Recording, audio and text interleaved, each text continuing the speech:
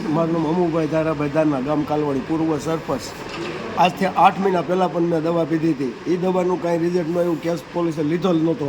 એને કારણે મારો દીકરો હિતાવી બારે ગળા ફાંવો ખાઈને ગુજરી ગયો. તો એની પણ હજી કાંઈ યોગ્ય તપાસ થઈ નથી ને કાંઈ એને સજા થતી નથી. ફરાર રખડે છે. અનુરૂચિ બોધુભાઈ જકે નામની એના 7 જણાના નામ છે. મારો દીકરો સુસાઇડ કર્યા પહેલાં એનું બધાના નામ દીધેલા છે, તે પછી સુસાઇડ કર્યું છે. તો એમાં હજી કાંઈ નિર્ણય નથી આવ્યો. હજી મને મારી નાખવાની ધમકીઓ આપે ને આજ સાંજે 9:30 મને 9 થી 8:30 થી 9ની અંદર મને હોંદેડ અને કેશોદની વસારે મને મારી નાખાતી. સીસીટીવી કેમેરા હું પોલીસ ખાતાને કહું ગામમાં ચેક કરે. 8:30 હું પોલીસ સ્ટેશન હતો. પોલીસ સ્ટેશન ગયો મારી વાયાની 4 વ્હીલ કરી અમને 2 માણસ આવી મારી નાખે. હોંદેડાના બાયપાસમાંથી એવડા એ કેમેરા ચેક કરે કે મારી પાછળ ને પાછળ આવે છો, અમને મારી નાખવાની ખોટી ખોટી ધમકીઓ આપે અને મારી માથે ખોટી અરજીઓ કરે છો. મેં જીસીબીના કાસના ભાંગ્યાને 14 તારીખે એની મારી માથે ખોટી અરજી કરી કે જીસીબીના કાસ અંબાઈએ ફોડી નાખ્યા અને હું હતો નહીં, હું કોર્ટમાં હતો.